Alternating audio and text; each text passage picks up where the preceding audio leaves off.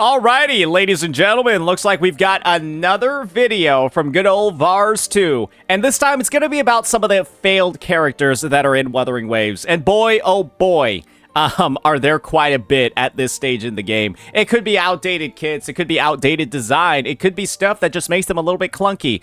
But there are some picks on the roster that do, that are still like level 30 or 40 on my account. I'm excited to hear what the discussion is all about. Let's go ahead, let's get right on into it. The starting cast of every gacha game is always interesting to look at because you essentially take a gamble on every single one of them, trying to figure out who's gonna last for more than a month or two. Yeah, Jaeger was pretty decent at the start of the game, but yeah, these two are dog shit. I know this is a Wuwa video, but you guys remember the Genshin 1.0 tier list? Crazy to think that we put Ben and Xingqiu and Sucrose below Barbara and Chi-Chi of all people. To be fair, that's just how things are when it comes to early metagames and gachas. Most if not everything needs to be taken with a grain of salt. In the context of this game, people had a relatively high opinion of Jinshin for being a jack-of-all-trades character, and while that was indeed helpful in the early to mid-game, towards the end game the flaws in her kit quickly began to stand out. I would dare say that Wuwa's early tier list, Wuwa's like early perception of characters, was pretty spot on. The only issue that we had was, yeah, a couple of units being overrated, but that was also potentially because there just weren't that many other options available. And for the Johnshin example that he's talking about over here, one of the reasons for why her ranking fell down so much was because, well, this character released, right? And Johnshin was actually one of the only, like, sustain options available in the game, other than, like, Baija, when she fucking, other than Baija at the launch. And so that was, like, actually one of the reasons for why she was even that popular. So it wasn't even like, oh, the community was being stupid and overrating certain units. It was more so, it kind of was somewhat accurate because there weren't that many other options. It's been hard to make a case to prioritize her in the current day.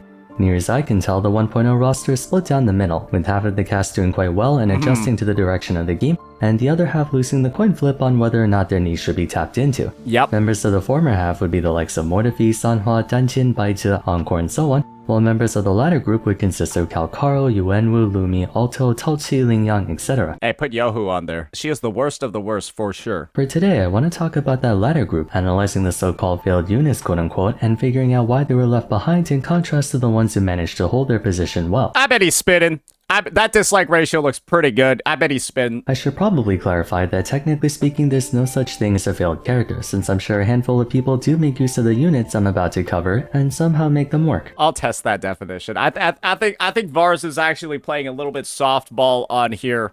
Sure, you can make the units work, but they're just straight up, like, a lot of them are just straight up, like, worse options than others. And I think, like, having no actual use case because all of your other use cases are just simply done far better than other units, and having no, like, strategic advantage at all to your kit is kind of, to me, that is, like, a little bit of a failed design. And so some of the characters that he has, like, in the failed category, I feel like maybe aren't true definitions of failures, but there are a lot. And the one that I'm thinking about in particular is Yuanwu, who's just like doggy doo-doo in every regard. Realistically, in a single-player game, which is by and large what Wuwa is, there's no such thing as an objective failed character. All the same, when creating a tier list, the boundaries between the highest and lowest tier are set forth in relativity. For instance, people have a tendency to think of the lowest part of a tier list to have garbage and unplayable characters because tier lists condition you into thinking whatever's at the bottom is bad, when in reality, it may not necessarily be best and worst. Rather, it could be a case of good, better, best, wherein Wu's less popular units are still usable, but there are better solutions out there. That being said, because unit viability is evaluated based on relativity, the majority of players tend to only give consideration to the highest performers, subsequently leading to there being units that don't have a practical use.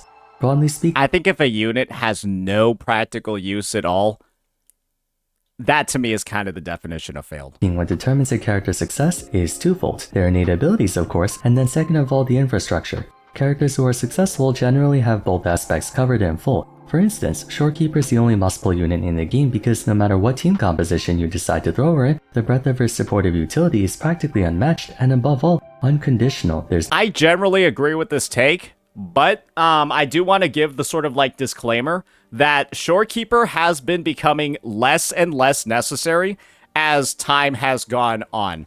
And this is actually, I'm going to tell you all a little bit about, like, a little bit of a preview for a future video I'm going to be making. I have an opinion on what is currently, like, the best teams in the game. And if I were to go ahead and then just kind of, like, break down what I think are the best teams, it would sort of go something along the lines of like this. This team is the best all-rounder team in the game for all game modes. This is without a doubt the best Wuthering Waves team in the game. And I would consider this to be one of the best TOA teams in the game. And you'll notice across all these teams that I just showed, there's no shorekeeper in any of them. And I do genuinely think that they're at like the top tier when it comes to overall team performance. And so Shorekeeper not being the best in slot support for these lineups, again, is one of the big reasons for why I'm saying she's not really like that must-pull unit anymore. Because they are very solid teams and they don't use her. No prerequisite or extra thing you have to account for when using her. Further, while the game's been pushing into more specified team compositions like the mono elements, the fact that most of them play into a hyper carry style automatically makes Shorekeeper compatible with them, even if there's a more efficient sustain option. And again, for all the teams that I showed, Shorekeeper is an alternative that can be slotted in to replace the Brant. You know, this team is like not that good. You probably want to replace Chang Li. To replace the Calcharo, and of course, right, replace the Arrow Rover over here. It's entirely possible to do it, but you're likely going to swap out different units instead, where instead of replacing Brant, you'd probably replace Chang Li with Shorekeeper. Instead of replacing Cantarella, you'd probably replace Rosia with Shorekeeper. And then here, honestly, you might just not even want to use Shorekeeper, for frankly being honest. So, yeah, it's like, even with these teams, still possible, but you can only use Shorekeeper on one side, right? Conversely, characters who lack either sufficient personal strength or the proper infrastructure noticeably struggle to keep up with those who do. Worst case scenario would be if you have neither, and unfortunately for a number of characters in every gacha game, that's always the case. A cast member can brute force their way into relevance. Wait, let me hear that point again. Elements. The fact that most of them play into a hyper carry style automatically makes Shorekeeper compatible with them. True. Even if there's a more efficient sustain option. Conversely, characters who lack either sufficient personal strength or the proper infrastructure noticeably struggle to keep up with those who do. Worst case scenario would be if you have neither, and unfortunately for a number of characters in every gacha game, that's always the case. A cast member can brute force their way into relevance by having a stat line so overtuned or kit so effective that even with the wrong teammates you can still find success with them like Sanhua. She doesn't outright play into any win condition, but her non-existent field time and passable buffing utility makes her incredibly versatile in a wide number of teams. I can agree with that take, because the number of people that I've seen run like Sanhua teams that I would never run is very interesting, right? One of the Sanhua teams that I actually see people talking about is like this, where the only reason why you're using Sanhua is because her concerto charges fast, and she doesn't actually have any outro skill buffs that are doing anything here. No lie, people are using shit like this. I hate when people do this. They also use shit like this, where it's like Sanhua with like Carlotta and stuff like that, and they're only using her rotation time and her like S6 attack buff in Moonlit Clouds as like the main buffing in the situations over here. I mean, it kind of works, right? But in these situations, there's always a better option. But that does increase the Sanhua value for sure. Alternatively, you could just get extremely lucky by not being all that great on your own, but you just get indirectly buffed over and over again through new weapons, echo sets, teammates, what have you. I mean, I'm just gonna be honest, I fucking hate Arrow Rover's design. I don't particularly like that they're kind of just a completely dog shit unit if you're not using them with Cartithia. Like, they're straight up just bad. And then it helps to have a balance of both. For the units I'll be talking about though, it's hard to say they have either. I think Phoebe's actually a good designed unit because she has like the two different modes that she can access, where she's a fully self-sufficient, not really self-sufficient, but you know, like a pretty relatively sufficient DPS with absolution mode. And then, you know, she has like her weird sub DPS mode that you can decide to use as well. I just like that she has both, and you don't feel like pigeonholed into using her like a certain way, and you have like that level of freedom built in. Let's start with the classy uncle. Man, I wish he was good, especially given the fact that when the game came out, there was a ton of attention given to him by way of him being free to obtain by accessing Tower of Adversity in the early game. There was a bit of potential in Yuanwu when Jinxi came out by virtue of his skill offering coordinated attacks, perfect at facilitating the Magistrate's playstyle, especially before Aalto came out, and for those who didn't have Yinlin. That was about the farthest anyone could take with them, but that was it. Yuanwu's only role on any team in the current metagame is to literally just be a, like, free-to-play of free-to-plays Jinsei support. And aside from that, this character is pretty much functionally fucking useless. And one of the reasons for that is he has some of the worst nodes in the game for sequence nodes, and then he doesn't actually have an outro skill. His outro skill is that he deals vibration strength damage, but intro skills also deal vibration strength damage. So it's like, you almost don't even notice that this is occurring, and he also has, like, the slowest concerto generation in the game. So this almost never activates. So he's just, like, an absolute, like, there's no way anyone's actually ever using him, because he deals no damage. His defensive utility sucks ass. It doesn't really help that much, so he can't solo sustain. And, like, his outro skill basically doesn't do anything. And he has the worst concerto rotation in the game. Before we talk more about infrastructure, let's address his personal ability. For one, Yuanwu holds the distinction of being a defense scaler. Both his skill and liberation scale out defense to deal damage, which might have you believe he can be tanky and dish out some good DPS.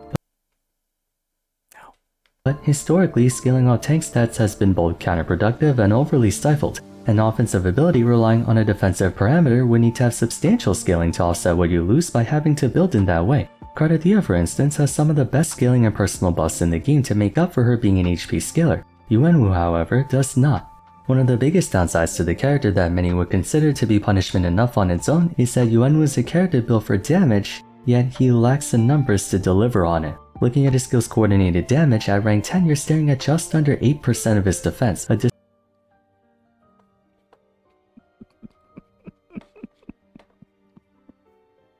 To be fair, Yuanwu can get around 2,000 something defense, but think about it this way. Most characters in the game, when they're fully built, guys, they have around like 2,000 something attack. If you saw an 8% scaling on 2,000 something attack, you would consider that one of the worst moves in a character's kit. And the thing is, Yuanwu just has that like on his fucking coords. And I do think you get around like, yeah, like base defense of this game, it scales pretty okay, right? And even on, like, Yuanwu at, like, level, right, his base defense at, like, level 80 is already, like, this high. And so you would think, oh, maybe it's, like, somewhat substantial. No. It's still literally fucking nothing. A disappointingly paltry amount. Even Verena, who's meant to be the healer of the group, can do more damage per instance of her follow-up attacks. Most other units with coordinated attacks have scaling to the tune of no less than 30% of their attacking damage, oftentimes in the 60+ range. Suffice to say, he's not going to be doing all that much. I think, to be fair, though, he does end up with more defense than other characters, and I think the Verena comparison is a little off, because Verena doesn't actually build that much attack. She builds more like ER instead. Her attack is actually kind of low in most setups. There is some utility in his Liberation and Forte where he's supposed to shred enemy vibration faster than others can, leading to the boss getting staggered more quickly. Just one thing, vibration reduction scales out damage dealt, and with his personal damage being so poor, they kind of cancel each other out. Sequences can usually make up for a 4-star poor baseline and bring them on a level more competitive to 5 stars, but that's a cold comfort for Yuanwu. I will acknowledge S3 somewhat alleviates the low DPS of his skill by tacking on an extra 20% of his defense, but beyond that, his sequences are all over the place. S1 gives him more attack speed, S4 makes him a shielder, S6 buffs everyone's defense, S5 gives him more liberation damage. There's no real through line connecting his sequences. A lot of the early design characters in Wuwa, a lot of the early design 4-stars, have some sequence nodes that will have you scratching your fucking head, for certain. Another character that I hope he brings up is Aalto, and of course Tauchi, causing him to be all over the place. Believe it or not, Yuanwu has the shortest rotation time in the game, even shorter than Sanhua. The only reason that's the case though is because there's no real point in staying on him besides getting off his skill and echo. Back when the rejuvenating glow set was one of the only ways to buff party members, you could run the Originite Type 4 weapon on him and get one basic attack off to get the bonus attack for his team. Most copium shit on the fucking planet. This was the most copium shit on God's green fucking earth. When people were running Originite weapons and then the 5-piece healer set, 4-piece bonus. Uh-oh! Typo! Yeah, so when people are running the 5-piece rejuvenating glow and then also running originite weapons, that's how you know, like, that character's kit was, like, kind of fucked up. Because you're basically just slotting them in because you don't have a Varina to use on the other side. But outside of that, there just isn't much he offers in return for investing in it. Even his synergy with Jinxi leaves a lot to be desired. By this point, we have plenty of secondaries who can run with her and either drive her forte circuit more efficiently or supply their own personal damage. Defense scaling is also a pain point for him, and to a similar extent Talchi. Right now we just don't have good weapons or echoes that can play into that sort of niche, much less a full-on team. If in the future we get a defense scaling DPS, then Yuanwu's S6 can potentially make him a fantastic free-to-play secondary for that character, but I don't think it's in the cards at the moment. It's a rough set of circumstances to be in. He has neither the personal numbers nor the infrastructure to make a playstyle like his work, and his unique job of being a breaker unit, so to speak, hasn't really stood the test of time in the modern day since breaking enemies is directly tied to one's personal damage. I think Vars does bring up a very interesting point over here because this S6, 32% defense is, you compare that to other S6s in the game,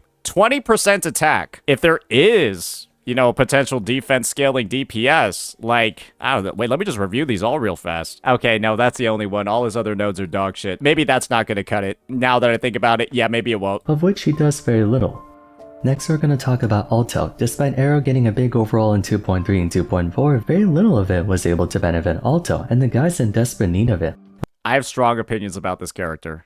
Like Yuanwu, it's hard to accurately pinpoint Aalto's playstyle since you can run him either as a main attacker or secondary. On the main attacker side, Aalto's Liberation summons a gate wherein if you shoot through that gate, it acts as a booster, increasing the attack strength of his shots. The remainder of his playstyle revolves around collecting misdrops as a form of ammo, dealing additional damage with each of your attacks. He's also able to spawn decoys that taunt enemies, giving him decent survivability since they can also taunt bosses.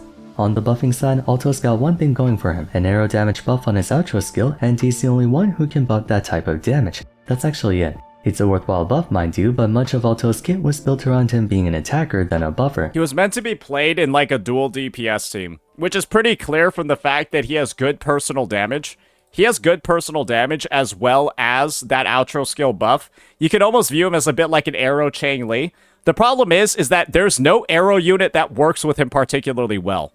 Like, Jian just prefers a hypercarry playstyle with, like, a Mortifi to just buff him, and he's sort of just existing in, like, this weird state where he doesn't really seem to do anything properly. Unlike Yuanwu, there's a bit more working in Aalto's favor, but at the same time it doesn't really measure up to the current expectations of the game. Probably the main thing about Aalto that holds him back is the fact that he has no proper place in the meta. Every role in which you can think to put him in is only fulfilled partially, never completely. For instance, Aalto can be played as a secondary to Jian with his outro skill, but there's nothing else he can provide, whereas Mortifi can give heavy attack damage, the same attack type that Jian works with, and he can bring us some damage of his own, among other things. True. Aalto's performance as a DPS unit is passable enough to where a sufficiently invested team can hold down a side tower in TOA, but therein lies a critical deficiency affecting Aalto. He's all normal attacks. Why is that a problem? It's because he's a gun wielder. Gun wielders don't have the same built-in area coverage of other weapons, leading to him being functionally worthless in AoE scenarios. I wouldn't say he's basic attack focused. I would say Aalto is single target focused, because even his resident skill and liberation, they're like basically all single target moves. This guy, you introduce a second mob and he's basically unplayable. You take him into Whimpering Waste and he's basically unplayable. You take him into fucking forgery challenges to go farm skill mats, and depending on the floor, he's kind of unplayable.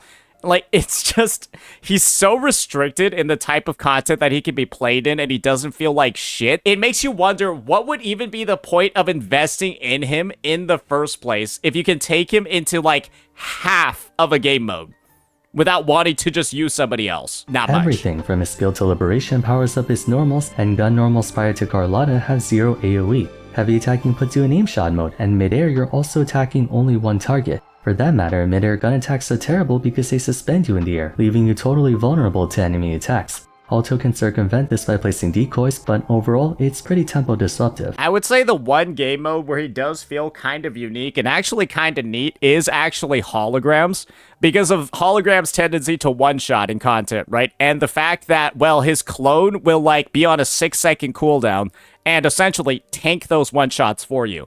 So that's, like, one of his, I guess, not the worst use cases ever, it is somewhat interesting. His contributions to an erosion team don't really work all that well either, considering he has no synergy with erosion. Now the reason Jian can work with erosion teams is because he just does a lot of damage on his own. So for instance, Jian, Chikona, and Derover make for a strong team through individual merit, something Aalto doesn't really have. As such, despite having a good playstyle and concept, in execution he hasn't been able to make a good case for it.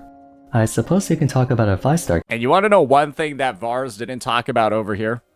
That I feel like needs to be spammed until the end of time? Is how awful this guy's S6 is. This is the worst fucking S6 I've ever seen in the history of the game. Basically, his first one is that his liberation will increase your crit rate.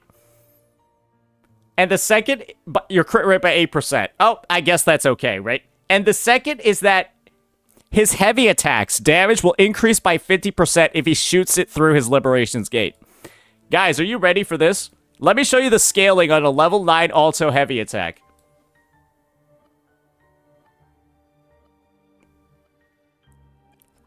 A level 9 Aalto charge shot, fully charged, deals 74.88% damage. Who cares about buffing this by 50%? If you multiply 0 by anything, it's still 0. And this is functionally as close to 0 I might have seen an attack be in a kit before. This is almost malpractice. This would just inspire people to get the S6 and then try using his heavy attack. And then they proceed to see his heavy attack deal like 2,000 damage. Like, bro, like... It has to be like a bug, but it's been in the game this like entire time. And the thing is, the rest of his nodes aren't even like that bad. And the thing that would have made him low-key somewhat viable is if instead of this dog shit S6, he just had the same S6 as like half the 4-star roster. Where it's like, Liberation increases the attack of all team members by 20% for 20 seconds. It's just, he could have just had that. He could have just had, like, Resonance Liberation increases attack by 20% for 20 seconds to the entire team. And, like, he would have just been so much more viable. But instead, you got that useless shit built into his kit. I suppose we can talk about a 5-star character to round things out. Mind you, there are way more than 3 units to qualify for this sort of video, but for the sake of posterity, it bears mentioning Calcharo. I'm gonna skip the misnaming jokes this time around and get to brass tacks. The naming jokes have gotten a little bit old. I think everyone's just like, this guy is just, he's just a poor character. The reason I bring up Calcharo instead of Lingyang, who's definitely a grade below, is actually because of that. Prevailing Wisdom's opinion on Lingyang was already somewhat deflated even when the game first came out. True. But dating as early as the final beta, Calcharo was considered one of the best attackers in the game in the eyes of many. He, alongside Yinlin, established one of the first proper teams in Wuthering Waves. You wanna know why everyone thought this? Because they hadn't gotten into the TOA yet, and they weren't taking any damage from enemies. Then they saw, man, me using my Liberation and trying to use 3 Death Messengers is leading to me getting hit 400 times. And I am getting killed in the Tower of Adversity, 3rd level floor, trying to use Calcharo. Because this guy can't dodge. Like, literally dodging punishes his kit. Back when quick swapping didn't get rid of buffs, you could switch to and from Calcharo and Yinlin and dish out incredible amounts of damage, albeit with a bit of execution. What caused him to go from a top tier to a lesser acknowledged character isn't that he doesn't do that much damage, rather how hard it is to consistently tap into that damage. It would be no exaggeration to say Calcharo's the most unforgiving unit to play in the entire game. Others might have a more strict execution window like Changli, who demands good awareness and understanding of attack patterns to reach her fullest point. But she has the benefit of a consistent baseline. Calcharo, on the other hand, goes from doing good damage to basically doing very little unless you play him perfectly. The problem is, even when you could play him perfectly, you could still get circumstantially screwed over by things like getting interrupted, or the enemy boss moving around a lot, or having to waste time dodging. If it was just him and a stationary enemy doing nothing, then Calcharo can actually do damage on par with high tiers. Calcharo is the ultimate training dummy character. This guy, actually, when played well, has higher damage output than some limited 5-stars. The unfortunate part of the situation is, it's almost literally impossible to reach that damage potential with him. because of how unforgiving his kit is.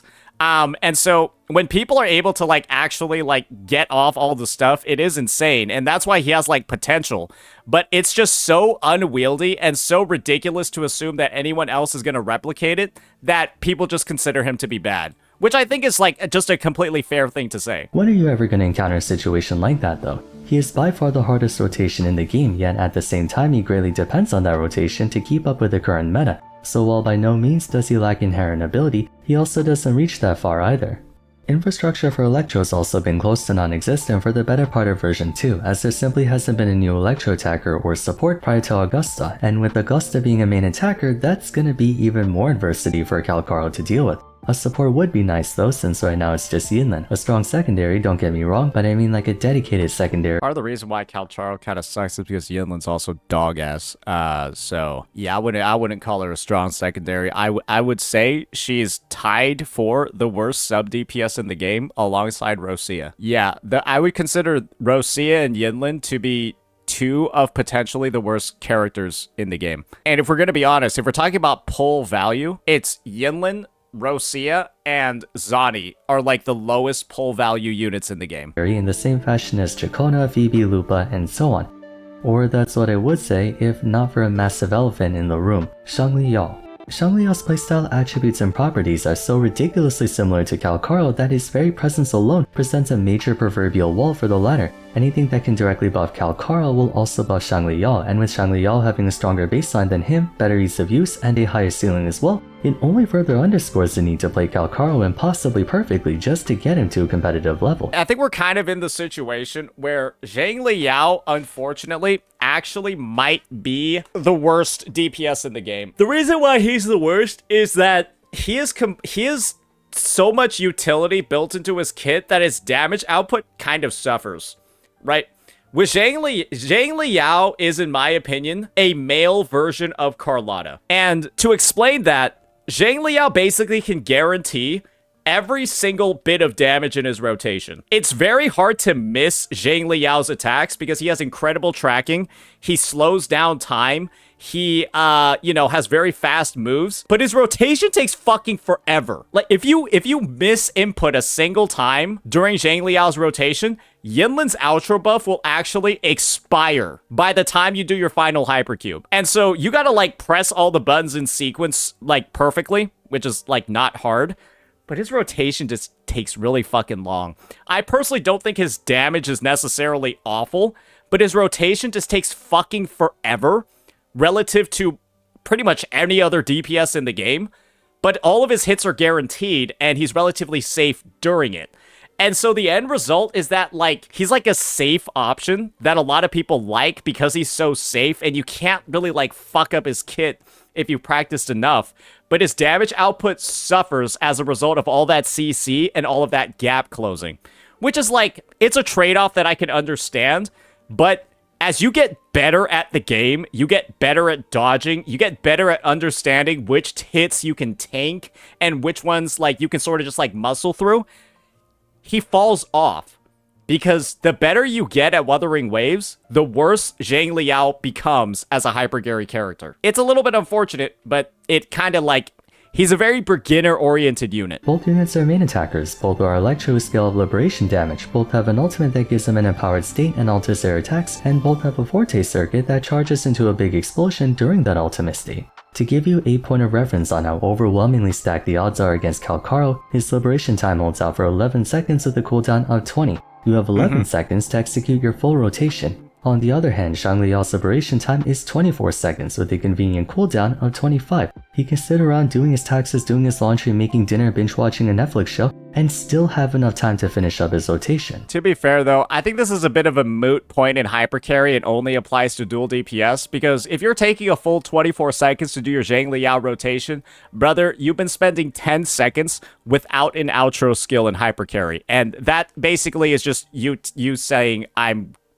fucking up my shit. I know it feels bad to make comparisons between characters when most of the time there's enough nuance to differentiate the two, but even a casual player can spend 10 minutes reading and watching what both characters do and arrive at the same conclusion. That conclusion being not only is Calcharo unforgivingly stringent on time, but any opportunity to improve his current standing in the meta gets effectively hijacked by a character who fits the same exact niche as him. Well, I mean, Zhang Liao is also a limited character and Calcharo is a standard unit, so I still don't think this is like, I still don't think like the Zhang Liao, like Calcharo sort of like power creep conversation is even anything to be entirely real, because I would hope that the standard character gets like a better feeling version of them at some point. It did happen relatively quickly, but Calcharo also does feel really fucking bad too. So it's like, it was in a way like a bit of a necessity, but it also does beg the question of, is Calcharo just going to have their kit reworked at some point to do something slightly differently, or just, you know, get some adjustments later down the line? And I feel like that would be a viable option. To just kind of separate him almost fully from Zhang Li through the form of like some sort of like leap or kit update. You know, kind of like what HSR did with like Jing Liu, where you can play the shitty version still if you want, but yeah, everyone gets access to the new and better one. Rule against having two giant paint bubbles. If you're a big fan of this playstyle, you can run both Calcharo and Zhang Liao in different teams. But, like I mentioned earlier, we haven't had a new Electro support come out in a while, and unfortunately for both of them, Augusta is an Electro main attacker, and if version 2 is any indication, she'll be just as strong as the likes of Cardedia and Zani, if not potentially more so.